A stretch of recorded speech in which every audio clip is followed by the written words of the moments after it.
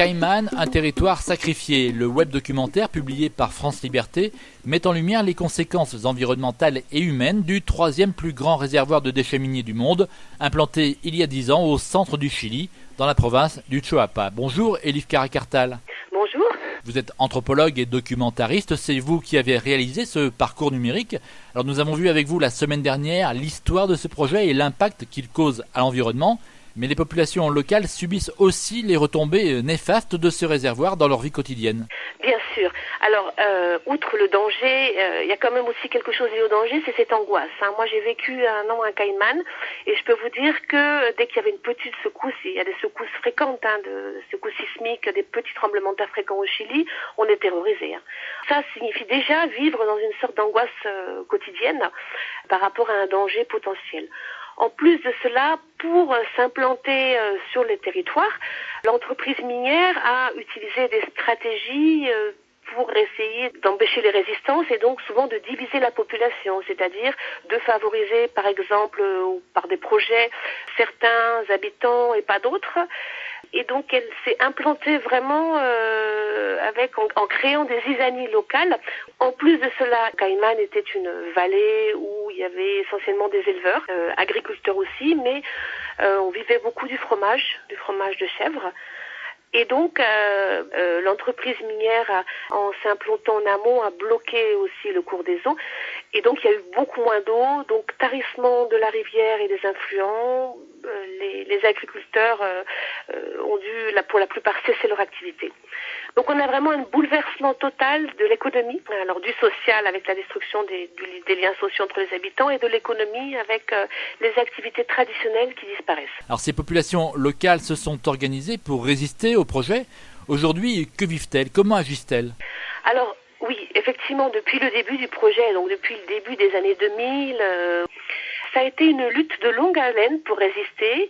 Une des caractéristiques de cette lutte, c'est qu'elle a été toujours très pacifique. Et ça m'a toujours frappé de voir cette idée cette importance du respect, d'une lutte qui se situe dans le domaine du droit.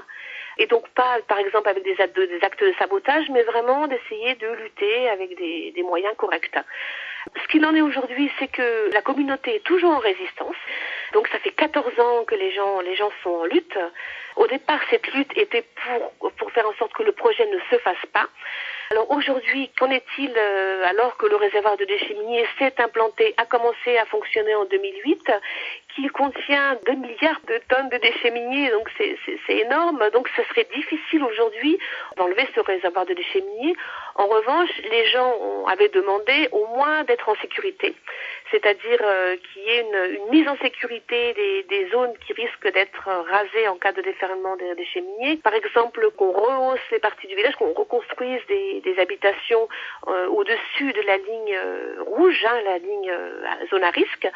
Ils avaient notamment déplacé l'école. Les habitants aussi souhaitaient qu'on leur fournisse une eau propre qui vienne de la cordillère à des hauteurs, des montagnes, qui soit pas une eau par exemple désalinisée ou qui soit pas une eau industrielle, mais qui arrive vraiment de sources naturelles. Et ils avaient d'ailleurs gagné en justice pour cela.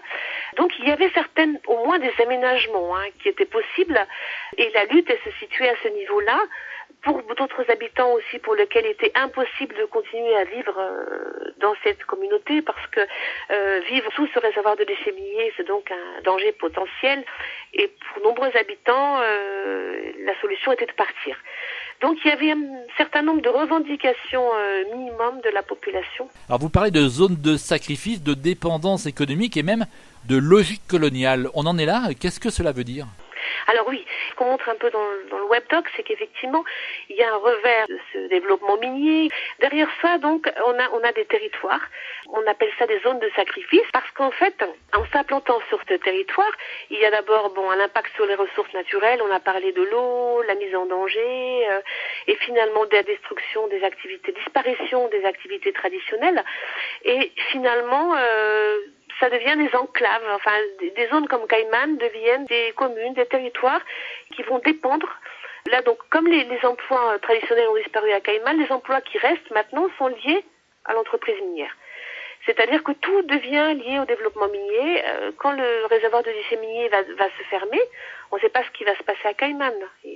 Donc il va rester une zone où les activités agricoles ne seront plus permises ne seront plus possibles et où finalement il y aura plus rien. Donc c'est vraiment un territoire qui est sacrifié parce qu'il ne peut plus exister en dehors du réservoir de déchets miniers.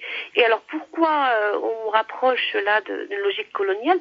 D'abord parce que il s'agit toujours d'un modèle des pays primo-exportateurs, c'est-à-dire qu'on base le développement des pays sur l'exploitation d'une ressource naturelle qui va être exportée et donc qui ne va pas permettre au pays de se développer de manière autonome puisqu'il va toujours dépendre.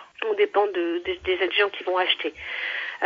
Donc on reste toujours sur le même modèle. C'est pour ça qu'on parle de logique coloniale. Et ce parcours numérique conçu comme un documentaire est aussi un outil de sensibilisation de ce que vivent les populations du Chili pour d'autres régions du monde confrontées au même type de projet. Cette chronique d'un territoire sacrifié est à retrouver sur le site uneseuleplanète.org et sur france-liberté.org. Merci Élif Caracartal. Merci beaucoup Philippe, merci beaucoup. Monde solidaire à retrouver sur écolodio.com. Philippe Bourry, Fréquence Terre.